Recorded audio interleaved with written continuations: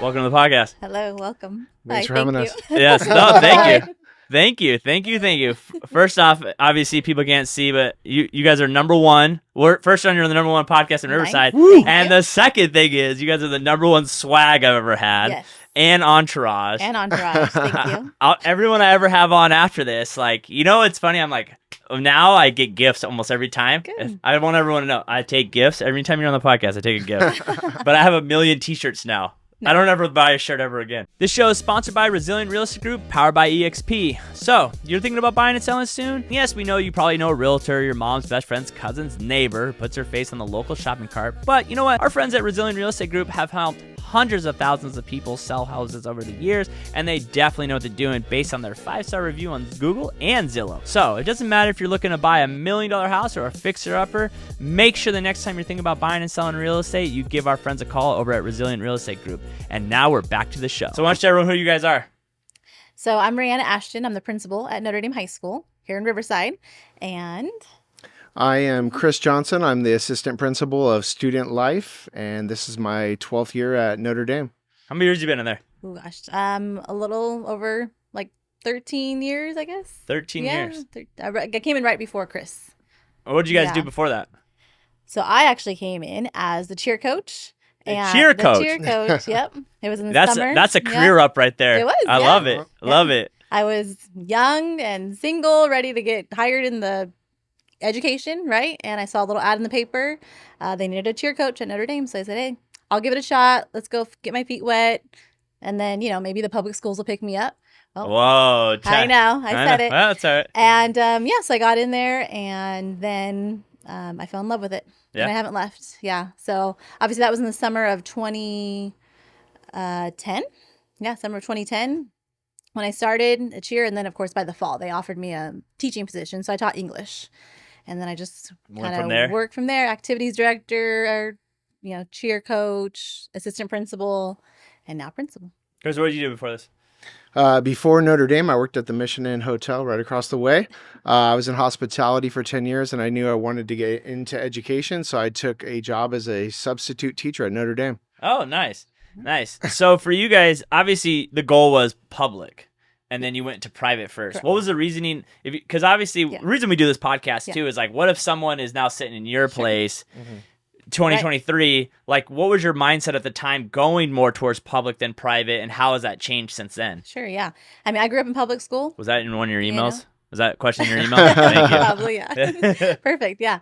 I grew up in public school. Public school's great, What school? I grew up here in Riverside, so I went to Harrison Elementary, Shamala Middle School, and Arlington High School. So I graduated here, public school. My mom was an educator here in the district. Like I said, that was kind of the path, And when I was trying to get hired back in 2010, just the times were different. Was it a lot? It was slow back then because of the economy. Right. No one was hiring. The retirements weren't happening yet, so it was hard to get in. So that's why I said, let me just go to Notre Dame. Let me just, get my feet wet. And like I said, I fell in love with it. It was just an amazing place. It's been here forever. I think that's the reasoning about us being here, is kind of share everybody that, we are this best kept secret they can talk about here in Riverside. What year was it built? 1956. Got it. Yep. So it's been around, and it just has a spirit about it. Again, I just fell in love with the place. I tell people about it. Same for Chris. I think he was kind of brought into that way, just hey, just come check it out. So, okay, let's go check it out. And we just can't leave the place. Yeah. The students, the community, the families, that's what it's about.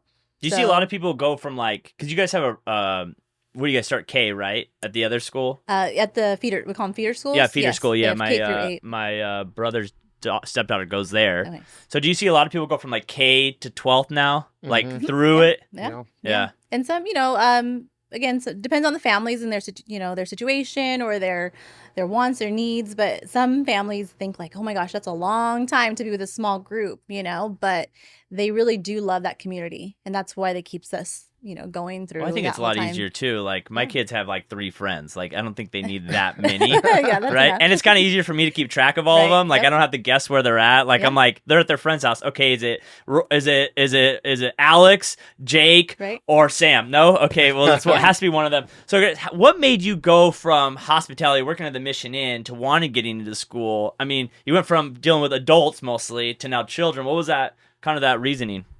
Well, I look back at my life, and it's like 2 miles each direction from where I'm at. What's wrong with Went us? to UCR, CBU, Mission Inn for 10 years. I just moved in 1 block from my parents' house. If you would have told me, a kid, that you'd be living 1 block from your parents' I know, house. it sounds sad, but I like it. I like investing in the community, and then Notre Dame has given me that opportunity, a lot of creative opportunities to work with kids and get them involved in nonprofits.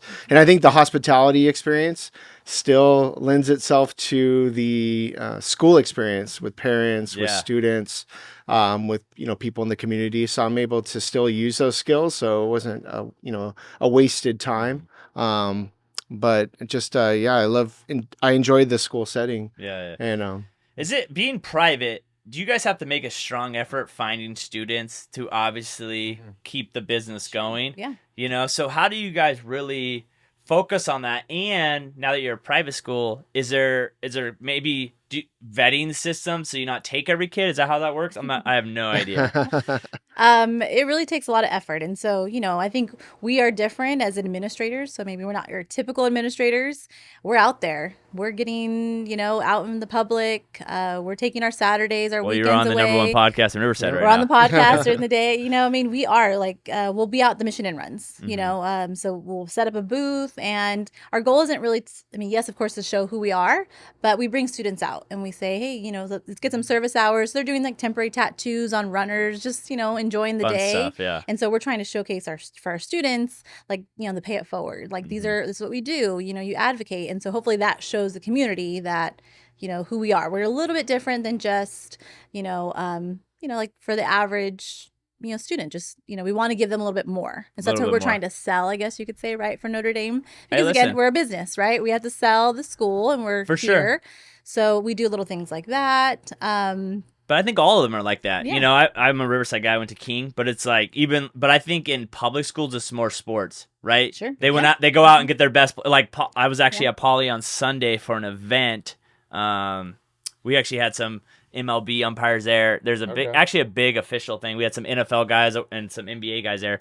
But it's like they're all about like, I remember like, oh, this player came out of here. So they like recruit players. Sure, yeah. You guys are actually trying to support. Like it's the same stuff. Sure, We're just because they're competing against Arlington, Ramona. Trying to make themselves. Is there any other private high schools in Riverside?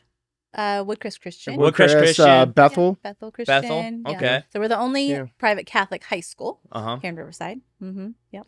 So for you guys, do you have Catholic classes then? Yes, theology. Okay. Yeah. And and everyone has to take that? Yes.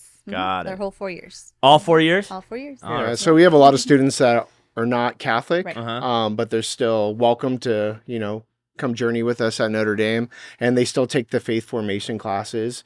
So it's we just want to just be on the education landscape in Riverside. I know it's not for everyone, but just we see the value, we see what RUSD is doing, and that we just want to be in that conversation and just be an alternative for students. Do you guys meet with them at all, or like see what they're teaching versus what you guys are teaching, or no? I collaborate with some in RUSD. I mean, it is a little different because they're like, we don't have a district, we have a diocese, so we're under the Diocese of San Bernardino, which is also different. We have Riverside. We're Riverside, but we're in a Diocese of San Bernardino.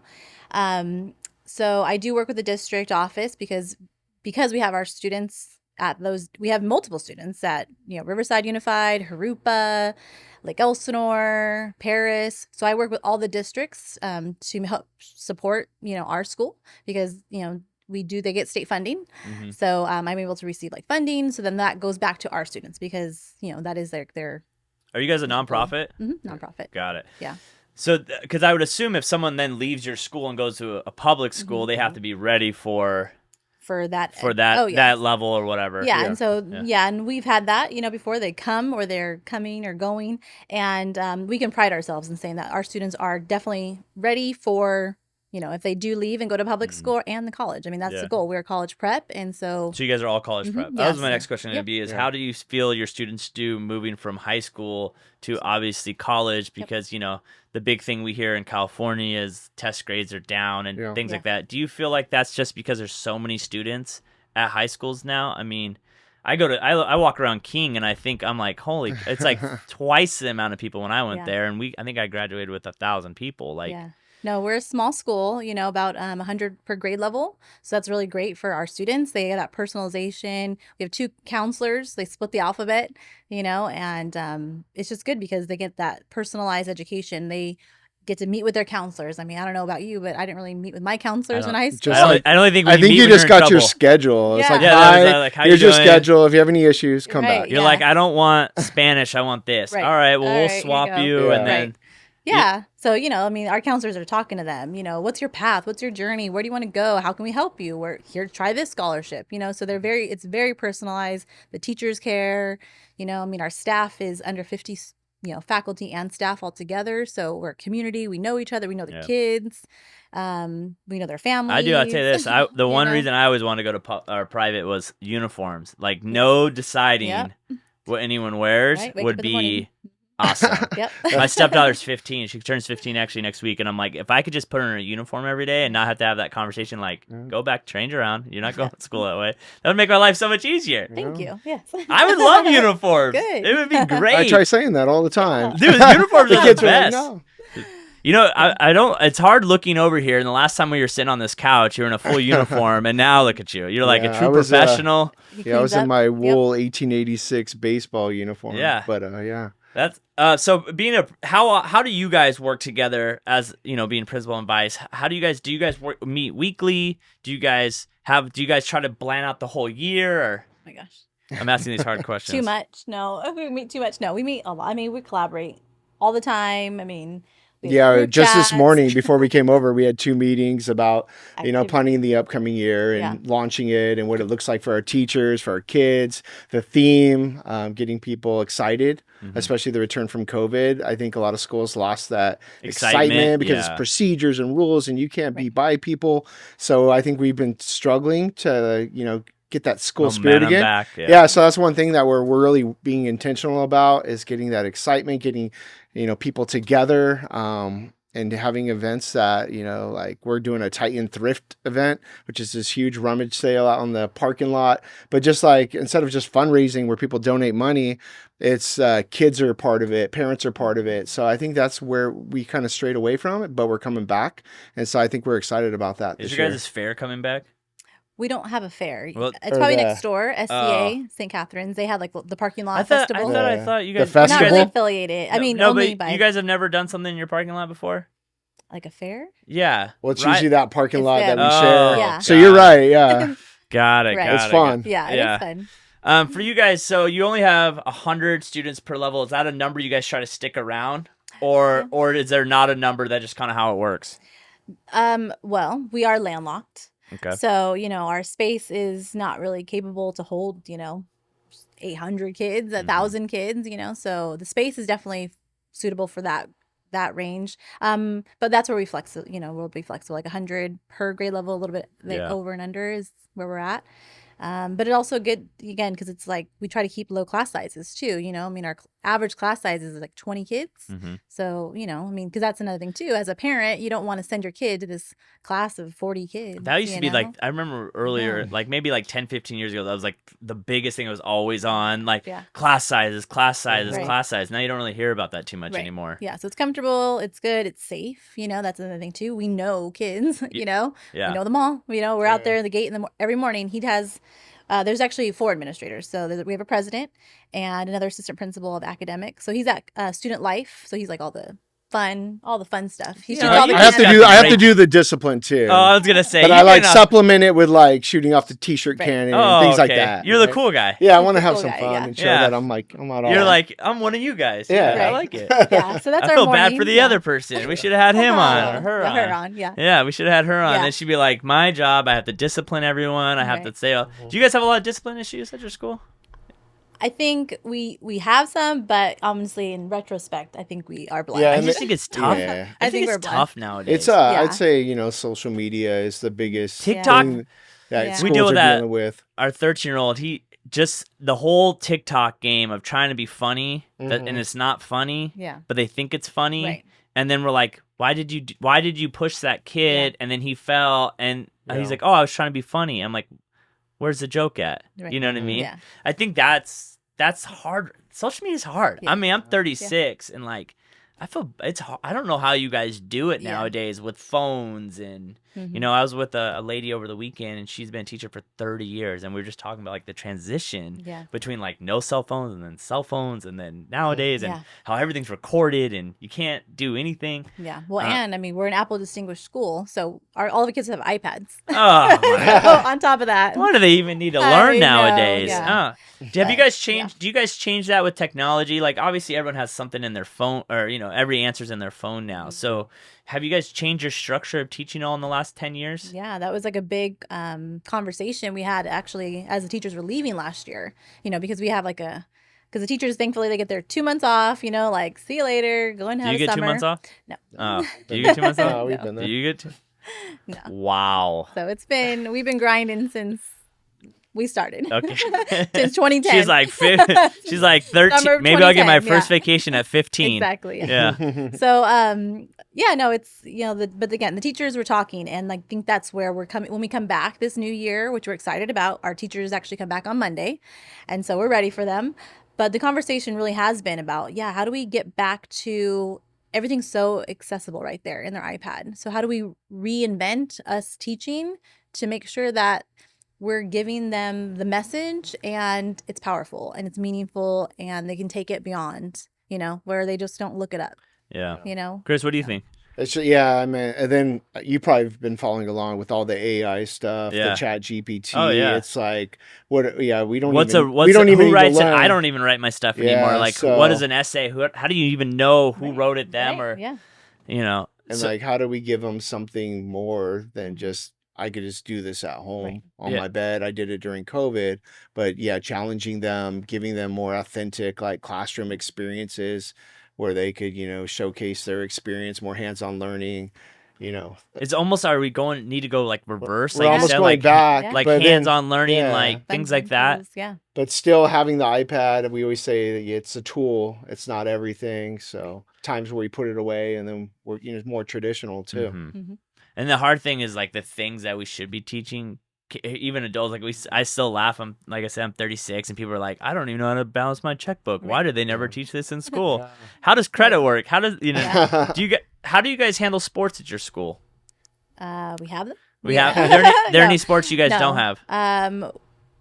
Do not have is what? Lacrosse. We Well, tried okay. to have lacrosse. It wasn't really as big as it was when we brought it in, Mm-hmm. but that was just kind of because it wasn't. It's just not. It's just not a popular Yeah, sport. right. Yeah, especially on the West Coast. We have pretty much But we every have all the sport that sports, you would expect, and we have, you know, a smaller student population, but yet we're still playing, you know, Pauley, North, Arlington, and so we're still competing on that level. So, but we're working on bringing in hockey right now. Oh, which is- really? That's kind of been your Ice baby. hockey. Ice hockey. That'd be Yeah. exciting. So we had the LA Kings on campus for a youth camp a couple weeks ago, doing some ball hockey. We've had badminton in the past.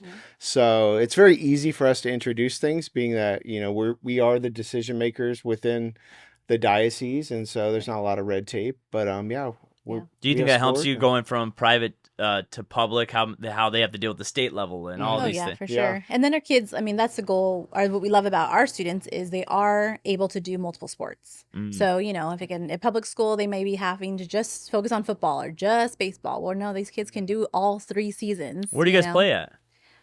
all over. Yeah. Yeah, okay, I was gonna say because so if you know the campus, Yeah. I've been on campus once. okay, a long time we ago. have a half football field. But we do have a gym. So volleyball, basketball plays in the gym, but baseball's all over the city. Softball's at Shamel Park. Aquatics has been playing over at CSDR. They have a really nice facility over there. So it's a really challenge. We have a new athletic director right now, and just like making those connections all over Parks and Rec, school districts. So we have a marketing girl off camera right here. She didn't want to be on here. You know I can waste no time, because I gotta keep it tight. I'm in my bag, got my eyes on the price. You know I can waste no time, because I gotta keep it tight. I'm in my bag, got my eyes on the price. You know I can waste no time, because I gotta keep it tight. Give me the bass, give me the beat. I'm in my bag, this round is on me. Give me the bass, give me the beat. I'm in my bag, this round is on me. Give me the bass, give me the beat. I'm in my bag, this round is on me. Give me the bass, give me the beat. I'm in my bag, this round is on me. So what are you guys doing now moving forward to market the school in a different way? Is that a question we were on the number one podcast in Riverside. Number one podcast in Riverside. We even have someone watching us. Exactly. It's big time over here. Yeah. Is it just more events? More events, being out there in the community, showcasing who we are, like I said, that authentic who we are. We're family, we all have our personal families. We're all a family in our community. So, but honestly, listening to our faculty, our students, our community, our parents, the surrounding like feeder schools that the kids come from and just around. So do you work with them? Because they're not connected to you. The feeder schools, they're connected by our diocese. So we would say a district. Okay. So, asking what do we need? So some cool things that are coming up are like our music program. So we invested in pep band. So we want to bring back that, because again, with the smaller group, we don't have many opportunities to have all those like programs, So what programs we want, are we investing in STEM? We're actually going to invest in video productions and podcasts. Well, they're more than welcome to come here anytime. We're creating our own video production studio where which that's huge nowadays. Huge. I think that's the shift that people need to, like, being able to think that we're able to do this now, where 10 years ago, there's no way we would have been able to even come close to doing something like this, that it's like allowing students to realize there's really nothing you can't do nowadays. Right. Yep. And, on this, just say this, is there's more to it than just in front of 100%. In front of the camera, behind the scenes, engineers, there's more to it. And that's what we're going to try to build out our students. Yeah, we want it to be all student driven and learning the technical aspect, setting it up. It's not just I honestly think a high school like podcast would do huge. Right. Yeah. I think it would be amazing if you had like one or two guests and they interviewing like players or students or things like that, especially, to be able to support them going to the next level and be able to, do those kind of things where it's like, how does this person interact? What story do they have? How can we, what schools are they looking to that maybe we can chop this up and send it to them? It's just, there's so many levels to this now. You think like journalism has always existed, school newspaper, but it's just a different form. It's just a different type. Something that they're more interested in. And it is preparing them for a job. It is really, school path. And such a young age, because again, we're trying to work with them at a young age to remind them, like you said, with the social media, be professional from the start. All this stuff's going to come back to you. So I don't think these kids realize that stuff does not go away. Like, you could delete it. It is everywhere. If it's somewhere on tape, it is somewhere, and that's scary nowadays. That kind of, I feel bad for them, because it's like something that you did when you're 18 that no one should have known about, and then you put it on camera, and then it's on TikTok, and then someone has a cover of it. It's just insane. What's your guys' phone restrictions at your school? Do you have a phone rule in class, off, or how is that? Because I feel like for us in public school, it's like I'm getting texts. I'm like, aren't you supposed to be in class right now? Yeah. And they're like, oh, well, I got my work done, and my teacher said we can pull out our phone. So how does it kind of work for you guys there? Yeah, I get them all fired up. Go ahead. Yeah, he's on.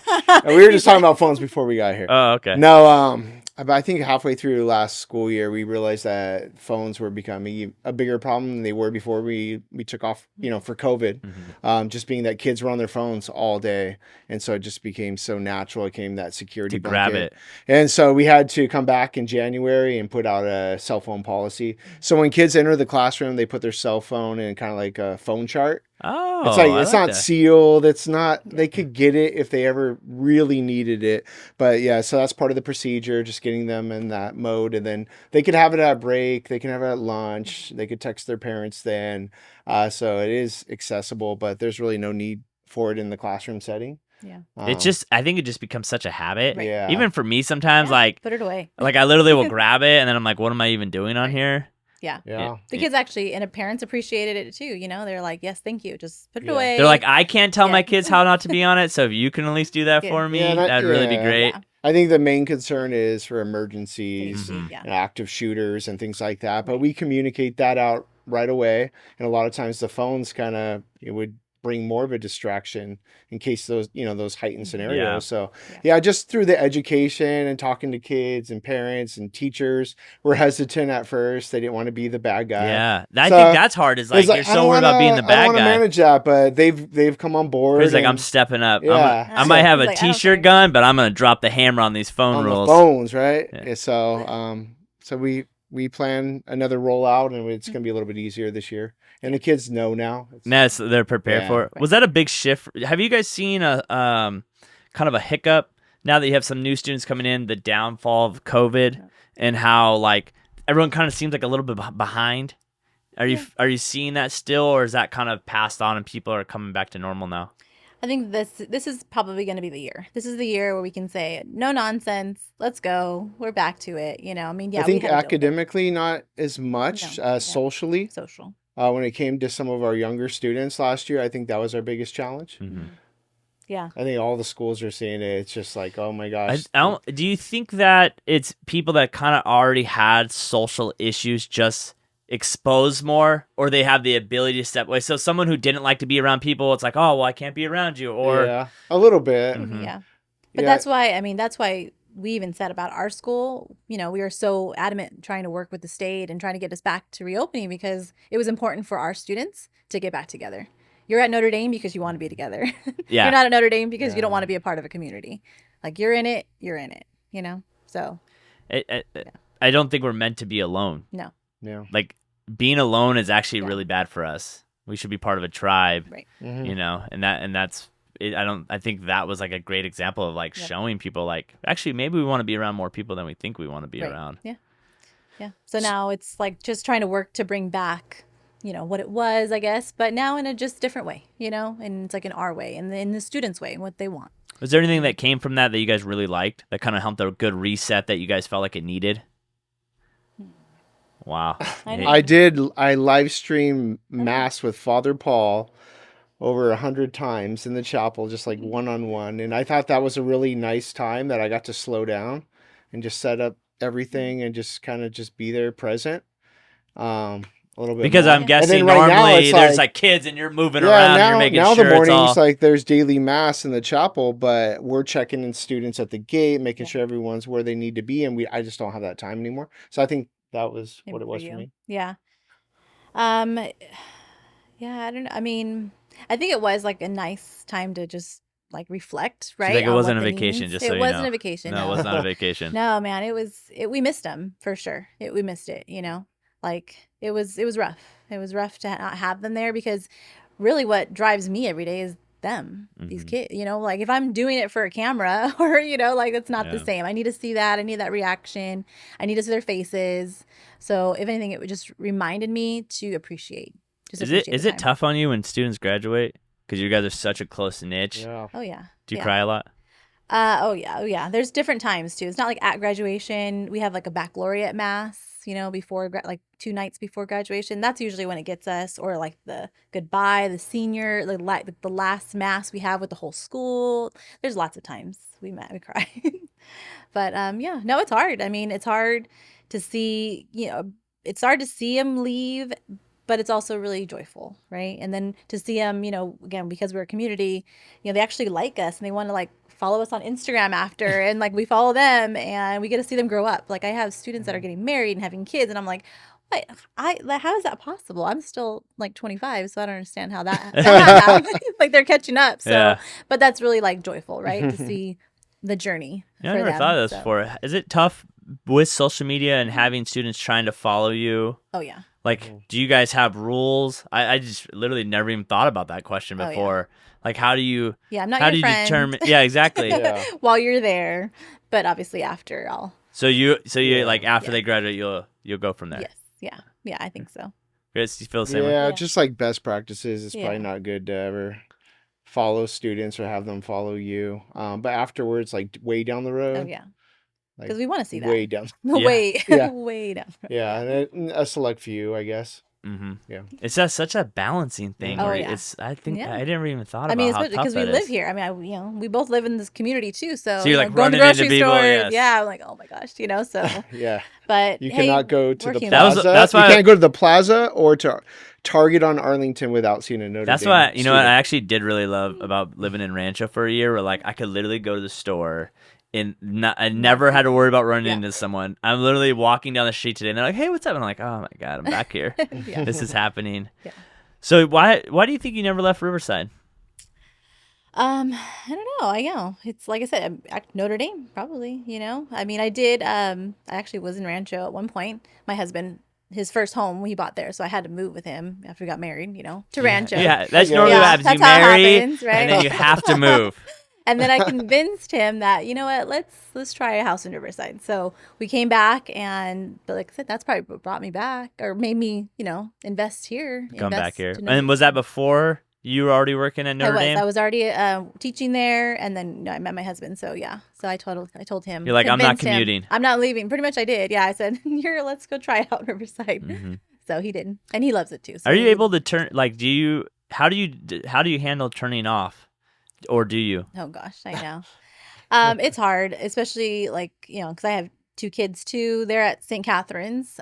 So I'm like, I have to have lots of different roles. I have to have the parent role. So when I go to How does she I control know. herself when she goes over there? She's like, I would I'm- not do it that way, but okay, it's not my school. I love that. I actually love that part of it. Like, I'll walk over there. I'm like, I don't see it. It's not. I'm just a parent. Yeah. And then I got to come to mine. And then of course I'm like, no, that's not. You're not doing that.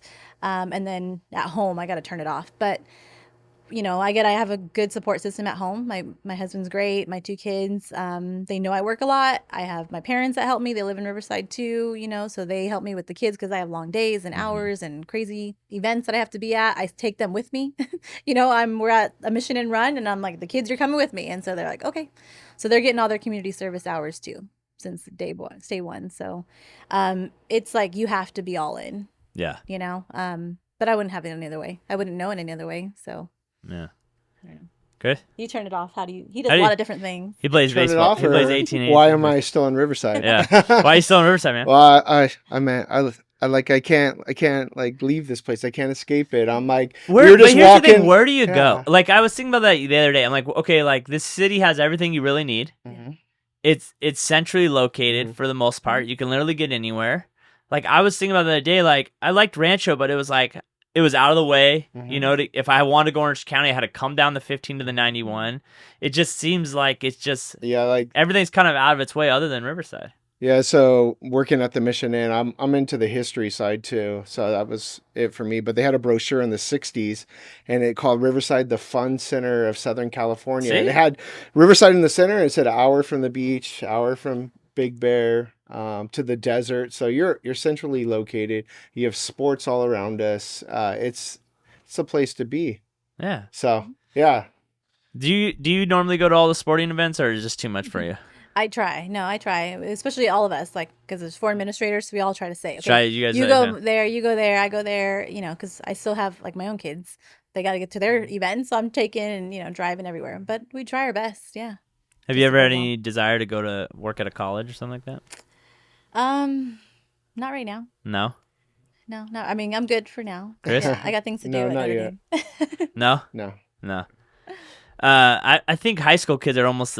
I think age group wise, I would really, if I ever was going to get an education, it'd be high school, because they're old enough to like I like negotiating with my kids, right? Like, okay, you do this, you get this. Like little kids, I'm like, I can't even win. I can't beat you. There's no reasoning. It's just Yeah. Like, at least with my 15-year-old, I could be like, okay, well, let's take a second and think about this. Do you think that was right? Yeah. No. Great. So do you think you should get something, have a punishment? Well, not really, but I understand. It's like, okay, so all right, we're going in the right direction for you. Yeah. it seemed like that's an easier age group for the most part. I think the coolest thing is, like you were saying, how you get to see kids that are like 17, 18, and you have them, and then they get to go off. So everything they're working towards, you get to kind of see it and be part of it, and it's not so distant. Yeah. And having those mature conversations. Yeah, more but mature also getting to have fun. I have fun. Like sometimes like people are like, you're at work? Like you're always gone. Like you're in, like we've traveled with Europe to kids. I've been to China through the school. They're like, you just like messing around all day? I'm like, no, we're having fun too. Yeah. Fun's part of it. Yeah. We want to create that culture where it's academic, it's athletic, but it's also a good time. Right. Do you get nervous on those trips? Oh my gosh. I would think that would be super nerve-wracking. Like, how long are those trips normally? Like 2 weeks. Like 2 weeks. I would literally, like, my phone ever rang, I would think it's the world coming to an end. Yeah. Like, do you go on those trips? I stopped, I think, when I had my kids. So he goes on like the big ones. We'll do some overnights, but yeah, that's when you don't want to get the phone call. That's what I'm saying. Yeah. Like, if that phone rings, I'm not looking forward to that. You're going to customs. You have kids that lose a passport. We've had that. Going to the embassy. And then you think like you let the kids go off for like an hour or two, like in a city center to go get lunch, and they do come back and they're responsible. So yeah, we had a group that just came back from Japan. Did you go on that trip? No, I'm kind of, I wanted to, but I wasn't invited. Wow. It's all right. That's okay. No, but they come back with a different worldview, and I think they bring that back to campus. Like, it's bigger than just Riverside, but we're from Riverside, but we're, journeying and coming back. So I think I spent 4 months in the Dominican. If everyone can go to a third world country for just a week, you'll come back and you just I almost want to I feel like it's been 8 years since I've been 7 years. I almost want to go back to remind myself to recheck myself. So the little things I complain about. Well, that's I'm like, oh, they didn't have Fiji water at the gas station today. Like what? Yeah. Well, that's actually funny you say that. We have international students that come to our school. So we actually have one coming from Germany this year, a couple from Czech Republic. So that's going to be great for our students. And that's kind of why we do this. Perspective, yeah. Like give them an opportunity to meet them and see what they live in. Our community, so we're changing it up a little bit more, is we're having our community members host them. So that's the big tie where we have had international students in the past, and they work with agencies, so some from China and Korea, where the guardians or the host families are not really community members. So now we're trying to ensure that the community members are the parents. So they have a student at Notre Dame, and they're going to be hosting now. How do you guys handle the transition in the language barrier? Well, they have to speak English. They have to speak English. Yeah, so that's requirement. They're high school level, so usually academically they're right there with us. So we check their transcripts, make sure everything's good and golden.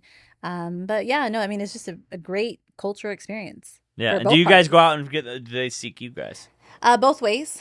Chris has been sent to some countries to go promote. I went to China on my own. You were just a poster boy of this school. I was a little nervous.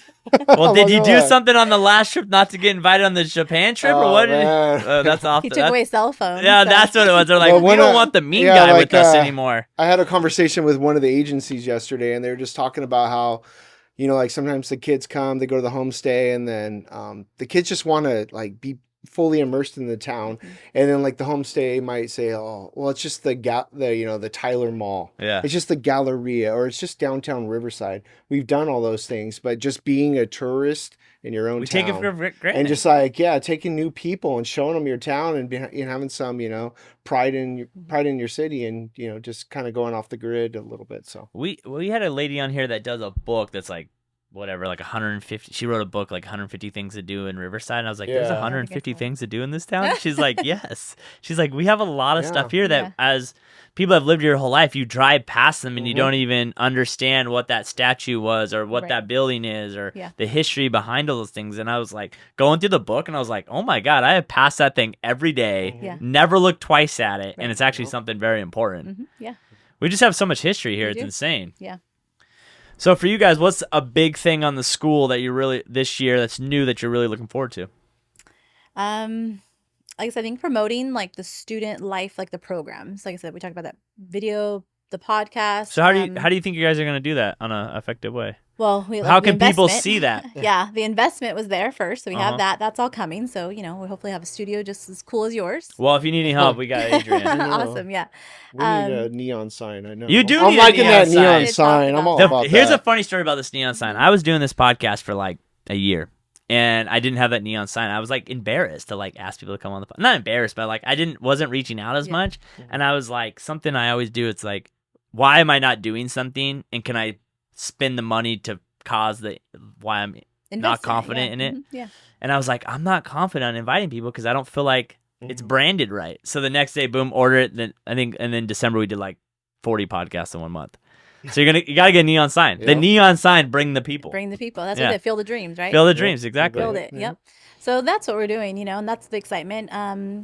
Athletics is great, like I said, always strong, but we're really focusing on like our theater program, our theater and our drama and the music program, because actually we just had a student, receive scholarships like for CBU to a 4-year, a full ride to go, be at CBU to perform, Oh, really? So like that's amazing for them, and like there's opportunities out there, for these kids that get scholarships, not just in athletics, but in other things. the arts, like so mock really trials. One of I love them. we're big time. A good mock trial is great. We have a relatively new mock trial program, but since its inception, we've been in the Elite Eight every year. 2 years ago, we won the whole county, and we went up against the powerhouses of Pauley, King. King's big. I know time. That, so we shocked people, and we have a Judge Keen who leads the program. So it's just a very strong program. These kids seek, law degrees afterwards. We had a law day on campus last year where we invited judges, district attorneys to come and speak to our kids in real small groups. I think that's probably what I look at the most beneficial is like when you have these opportunities, your school's so small that they can actually take advantage of the opportunities, and you don't kind of get lost in the crowd. Right. Yep. You're not just getting shoveled in and shoveled out, and 4 years later you're gone. Right. And like I said, we want to listen to the kids. Like, what do they want? Because it's so easy to like go through 4 years of high school, do nothing, and then next thing you know you're 18. You're like, okay, great. Like I'm trying to get my kids. I'm like, go do something. Like you gotta do something. You gotta do sports. You gotta do do something. It can't just be school, home, back to school, home. Like it's too boring. Yeah. Our kids, they are involved. Trust me, they want to do it all. We have to like tell you have to cut them out. Like, you're too involved. You're spreading yourself too thin. I think that's a but big then thing. and then we say, okay, let's do it too. So we're just as guilty of it too. But that you spread yourself too thin. Yes, Do you feel that way? Her assistant's off right now, off camera. Sometimes, do you have to roll her back in? Always something that needs to be done. You know I can't waste no time, cause I gotta keep it tight. I'm in my bag, got my eyes on the price. You know I can't waste no time, cause I gotta keep it tight. I'm in my bag, got my eyes on the price. You know I can't waste no time, cause I gotta keep it tight. Give me the bass, give me the beat. I'm in my bag, this round is on me. Give me the bass, give me the beat. I'm in my bag, this round is on me. Give me the bass, give me the beat. I'm in my bag, this round is on me. Give me the bass, give me the beat. I'm in my bag, this round is on me. How do you handle that? Is it like, because obviously you're someone who kind of basically is running a company, right? We have a lot of people that want to. How does someone like you decide? Because sometimes every problem's a major problem. Yes. And every client, I'll say client, but I mean parent, Yeah. Thinks their problem is the biggest problem in that current moment. How does someone like you filter through the most important problem? Because you're only one person. Right. Yeah. No, I mean, having a great team for sure. She's like, that was not in my email. Do not answer that I question. know. Sorry. Please cut that out later. No, the team helps. Like I said, I couldn't do it without these guys, like, Chris and Mr. Johnson, and, my other team behind the scenes, the teachers. Definitely couldn't do it without them. But prioritize, and then at the end of the day, like, I can only do so much, and you got to let it go. Yeah. And give it to God and say, sorry, I did what I can today. Listen, he's controlling this anyway, so really if it's that big of a problem, he'll take care of it. I don't have to do anything. Yeah, I kind of been living that life, that he's not going to give you more than you can't handle. So I'll just do what I can, and I know that I can get it done. And again, with this good support, and then I gotta go to sleep. Though, I can rest easy knowing that I'll figure it out. Figure out the next day. So, yep. Chris, what about you? I think it just always goes back to your mission. It's like being mission driven, just thinking about like, is this part of like where we're going, or are these just like real small things like, making mountains out of molehills or majoring in the minors and things like that? Because I think we get caught up with that, especially like, kids have like an issue or a teacher has an issue and they're valid. They're all valid, but it's just like something we need to stop the number one everything. thing to stop everything. Yeah, and so work I think on. we just got to figure out like, okay, we'll just need to keep going forward. We see our mission. This is what we're trying to accomplish this year. And yeah, we'll address those things. They matter. Yeah. We follow a book called Traction. It's basically like how people run businesses and they do what's called, do you guys know the book Traction? Somebody just mentioned that to me the other day. It's the greatest book It's the greatest book of all time. You guys should definitely read Traction. Okay. 100%. Basically, the idea of the book is like you break everything down in like quarters, and then everyone has what's called rocks. So that you meet, and the rock has to be something that takes 8 weeks to handle a scenario, and it can't just be like something that can be done in a week. It has to be done, and so basically your job would be like you're doing this, and this is this, and this is what's going to move the company forward. And then you look 3 to 5 to 10 years out. So for you guys, how do you guys keep track of the direction of the school as it's going on? Do you have quarterly meetings? Well, how do you know if you're on track or not on track? How does that look like for you guys? Yeah. Like I said, we meet a lot, a lot.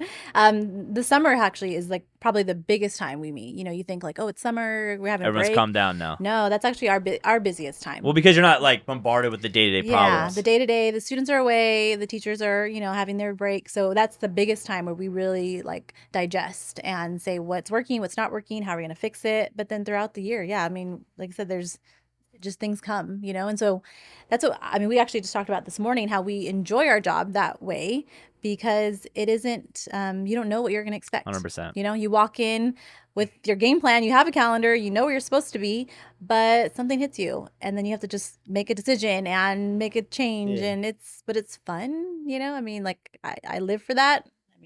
Some people don't, but I work with it. Yeah I think when it comes to education, the keyword stakeholders. So like throughout the year, having focus groups, parent teacher guild, we have a different, we have a school board, we have people that, a lot of parents or community members or alumni that kind of, weigh in on how it's going or how it used to be and why don't we do this? But yeah, they kind of keep us focused as well. Yeah. Do you think it's hard now with the ability to communicate so quickly? We were thinking about that the other day, how like when someone's upset now, they feel like, oh, I can shoot an email off to my teacher, my kid's teacher, where like before my parents would have had to wait till the next day and then they would have called, then they had to leave a message for the teacher. And then probably by the next morning, they didn't even care anymore. Yeah. Do you think that like the ability to just shoot off an email is so easy now that people live more in the moment? Yeah, for sure. And so that's how we as leadership, kind of talk to our teachers, like let them have that, like let them, receive it and then we'll talk about it. We do try to have some procedures and policies like, don't reply. You don't need to reply right away. Like, but be respectful of them. Like they want an answer. The biggest thing is what we tell them is get on the phone. Get on the phone, make a phone call with them. Phone calls, I think. Or bring them in, talk to them. Like be a person, because I think sometimes things can get lost. Well, we get through this. I'm not a texter. Like, I won't text. Yeah. People go like, why don't you ever text? I'm like, dude, there's so much that can be misconstrued in a text. Yeah. The tone. Dude, tone is like, I've learned tone is like the most important thing. Like, you have no ability to read the other person on what you're saying to them. So it's like, it's so hard to write. Like, I know why we write emails. So it's like official and it's in writing. But like, man, if you could put like tone on things, that would be like caps, non-caps, something lower, like even smaller than caps. Yeah. For you, are you excited the direction schools are going? Schools? In general. School, in general. Yes. Like I said, I think it's like you said, and we talked about before, maybe just that change of like, let's not do it how it always has been. Like, let's talk about. Do you think we fall into that as schools? Like, we've always done it that way. Let's keep doing it that way. Yeah. So, like, a big thing is like, what if more and way better is coming? Mm-hmm. So that's kind of a cool thing to think about. Like the best years are still ahead of us. Yeah. Because we can't just say we peaked now. Well, I hope not. I hope not, right? So like way more is coming. The best are yet to come, and we get to be a part of it. I'm gonna give you a pitch right now. Why would a teacher rather come teach at your school than a public school? because again, there's way better. The best years are yet to come, and Notre Are they just Dame, listened to more there? Do they have more I hope control so. of? Yeah, for sure. Yeah, we definitely we have surveys, we do groups. We change and we adapt to what they need and what they want. If they need the support, professional development, materials, like we'll figure it out. Yeah, we have, like formation retreats for Yeah. the teachers to help them with their faith as well. We have like get-togethers. We'll go to the bowling alley. Oh, Like everyone get in the van. We're going to the bowling alley. Like Yeah. one year, like during the, and that's what you put on? Yeah, so Now I know why he's a fun guy. So Rihanna and our president put that on, and then all the bar food, all the appetizers were out, and just like the community bonding. Mhm. I've worked at a public school before, did my student teaching, and you're there, and you don't ever make your way to the main part. You're just in that portable or whatever it may be. You don't know anyone at a staff meeting. It just kind of gets lost, and it's not their fault. It's just that so big, yeah. Yeah, so I'm not putting anyone down there, but just having, like, when you're going through stuff as a family, you're mourning. We've had teachers lose husbands, wives, that you're working. You have that support network, and everyone's coming together to help you get through those difficult times. Just having fun together. We had like a snow machine. We had like a snow day. And so we have these snow Might change machines my coming profession. off. Yeah, so Sandals Church, Palm Avenue, let us borrow their snow machines, and we put them off the roof. So when the kids came to school, there's like snow that would be. blowing out. I think that's like on exciting. Brockton, and then we had our teachers were just coming up like dancing in the snow. Yeah. So it's just like moments like that. It's Those- just like it makes you like, wow, okay. I think that'd be cool to yeah. try to make a kid smile and laugh and Exactly. whatever, Yep. not on their phone, Yeah. Yep. and have that experience with them. That's the thing. We were in the car the other day. We were talking about we were talking about something. I just kind of told my daughter, I was like, listen, this car will be gone one day. Your shoes will be gone one day. All this stuff will be gone one day. I was like, but the memories that you have and the Right. moments you have. So it's like, if it's between staying at home and going to have a moment, just go. It might not turn out exactly how you want, but what if it does? Yeah. And now all of a sudden you met new friends, or because we're trying to like go do more things. Yeah. Like go and I don't care if it's ASB. Like that's the biggest regret I ever had in high school. I wish I would have done more things than I just did sports. The sports are great, but I obviously didn't make it to the MLB. But it's like there's so many more things that are out there now that you can take part of. Yeah. That's my biggest thing I regret. Yeah, that's what we want to do. We will try to do is like, I think that's why, I even asked him to come, with me to do this podcast. you were It's like, nervous? let's go. Yeah, for sure. And I was like, Yeah. I've already been on the #1 podcast. Never on a podcast. He's like, he's number What else 2. is there in life? Like, Yeah, we've literally. already done it. I've already done it once. Yeah. It's no big deal. It's no pressure. But I told him, I said, like, we've been through a lot over the years at Notre Dame, and we have a lot of memories. I'm like, if anything, like, let's just hang out and talk about our memories that we Okay. had. Well, like, now that you put so- yourself on that, what is your favorite memory of Notre Dame High School? Oh my goodness. I know we wrote some good ones down. I'll go first. I have this one because it's a picture in my office. It's actually sad to say that it was the last year we had the Holy Shield, so we had this friendly rivalry with our sister school in San Bernardino, and they have the shield right now currently. This is the last year we actually had the shield, so it was football. So we have this Holy War, and I just remember we roasted it. So they're the Falcons, and we made this big like giant falcon out of like paper mache, and the kids were like basting it, and so during the Holy War pep rally they were like roasting it like over a fire and like turning Wow. it, and so I just have this picture. There's no way we get at that at public school. Yeah, it gets Yeah. a little intense. Yeah. So that was my favorite, just because just that experience, because I was activities director at the time, so working with the students, like we stayed up all night like to build this. I mean, it was huge. It was huge. And just that pep rally was just like on fire, it was just a really cool fun. And so there's a picture of me holding the shield and the kids around the falcon, or roasting the falcon. And so that was like a fun memory. I mean, there's lots of cool ones, but that was just fun. Well, other than being the principal, what's your favorite other position you've had there? Activities probably. Yeah. Cheer, and I mean, I can't say it. I mean, cheer has been great because again, I feel like Do you still help out with cheer? Do you still get up there and do a little? No, I don't do that. You heard the cheer coach next door. For my daughters, yeah. Oh, so you're the cheer coach. She's still Well, doing cheer. obviously. Yeah, so SCA help out there. But I'm like the ultimate cheerleader. I'm like your ultimate cheerleaders. That's why I like still support cheer and I love them. Activities director because we get to do all the fun stuff, like I mean, I can't. But I love English, because I love to like be English teacher and read and so I can't. They're all fun. Man, I was hoping she would give me like a hard like this is my favorite.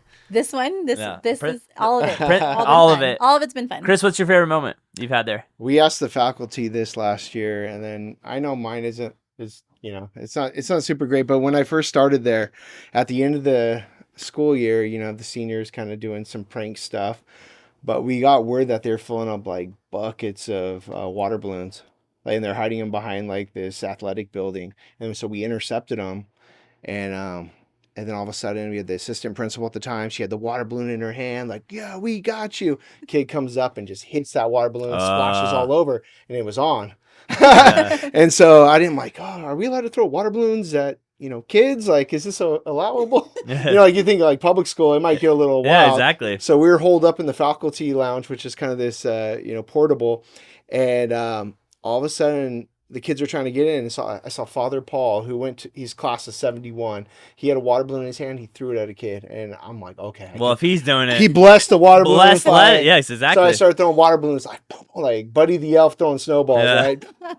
And it was just fun, but we could all come back where it didn't get too out of control. We had fun, and that was it. And we had that, that memory. Going back to like what I enjoyed during COVID, we had to get inventive. Like, how do we keep assemblies going? How do we get kids like still like, thinking about, some other stuff?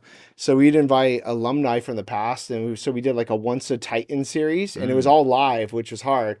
So Patricia Locke Dawson, our mayor of Riverside. Oh, she's from there? She's alumni. Oh, okay. And so we invited her back. We invited a local attorney, a guy that's making film. He's a filmmaker in Hollywood. And so I would start it off live, and we'd be walking with them and just thinking of like some of the memories of that, trying to coordinate that, and then just having students there. And those are some of my favorite moments.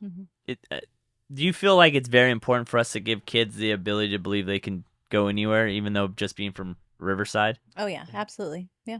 I mean, that's what we're trying to do is like say, yeah, like it's limitless, like you can do it all. You just got to tell us what you want to try. And it's just so hard because we live in Southern California, even though our city's like very old, goes to perspective. They don't realize like some towns are only like 7,000 people. They're like, we're not LA and we're not Orange County. So it's hard for them. Sometimes I think kids just forget that it's like you have the ability to go do anything. But like like you was saying, we have a lot of professionals in Riverside that have come from Notre Dame. Yeah. So that's like the joy that we have is they want to give back to Riverside, the community, you know. So it's all about giving. I will say, the more I do this podcast, the more like, I don't know what it is about this town. People just have a love for it to give back to it that I just don't feel.